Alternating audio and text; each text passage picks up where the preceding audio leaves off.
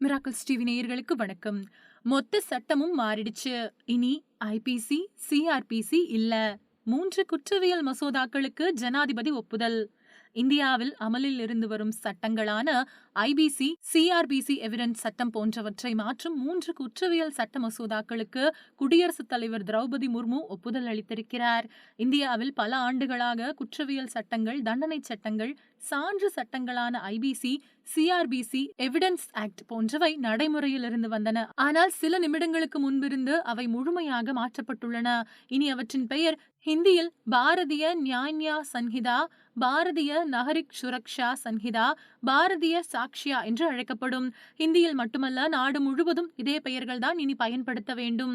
காரணம், நாடாளுமன்றத்தில் நிறைவேற்றப்பட்ட இந்த 3 சட்ட மசோதாக்களுக்கும் குடியரசுத் தலைவர் தற்பொழுது ஒப்புதல் அளித்திருக்கிறார். இந்தியா சுதந்திரம் அடைவதற்கு முந்தைய காலகட்டமான 1860களில் இருந்து ஐபிசி, சிஆர்பிசி எவிடன்ஸ் சட்டம் ஆகியவை அவ்வப்போது நாடாளுமன்றத்தில் பல்வேறு திருத்தங்களுக்கு உட்படுத்தப்பட்டு வருகின்றன.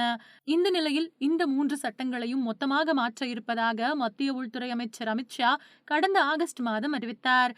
ஐபிசிக்கு பதிலாக பாரதிய நியாய சன்ஹிதா, சிஆர்பிசிக்கு பதிலாக பாரதிய நகரிக் சுரக்ஷா சன்ஹிதா, எவிடன்ஸ் சட்டத்திற்கு பதில் பாரதிய சாக்ஷ்யா என்று அனைத்திற்கும் ஹிந்தியில் பெயர் மாற்றி சட்டங்களை அறிமுகம் செய்ய உள்ளதாக அவர் தெரிவித்திருக்கிறார். இதில் பல்வேறு குற்றங்களுக்கு புதிய தண்டனைகள் அறிவிக்கப்பட்டுள்ளன. அதிகரித்து வரும் குழந்தைகளுக்கு எதிரான பாலியல் வன்கொடுமைகள், நாசக்கார நடவடிக்கைகள், இறையாண்மை, ஒற்றுமை மற்றும் ஒருமைப்பாட்டிற்கு ஆபத்தை ஏற்படுத்தும் நடவடிக்கைகள், ஆயுதமேந்திய கிளர்ச்சி, சாதி மத அடிப்படையிலான கும்பல் படுகொலைகள், பிரிவினைவாதம் போன்றவற்றிற்கான தண்டனைகள் புதிய சட்டங்களில் சேர்க்கப்பட்டுள்ளன. இந்த 3 மாற்றங்களும் நாடாளுமன்ற நிலைக்குழு பரிசீலனைக்காக அனுப்பி வைக்கப்பட்டு ஒப்புதல் பெறப்பட்டது. இதனையடுத்து நடப்பு குளிர்கால கூட்டத்தொடரில் இந்த 3 குற்றவியல் சட்ட மசோதாக்கள் நாடாளுமன்றத்தில் தாக்கல் செய்யப்பட்டன. இந்த மசோதாக்கள் மக்களவை மற்றும் மாநிலங்களில் நிறைவேற்றப்பட்டன. இதனையடுத்து குடியரசுத் தலைவர் திரௌபதி முர்முவின் ஒப்புதலுக்காக அவை அனுப்பி வைக்கப்பட்டன.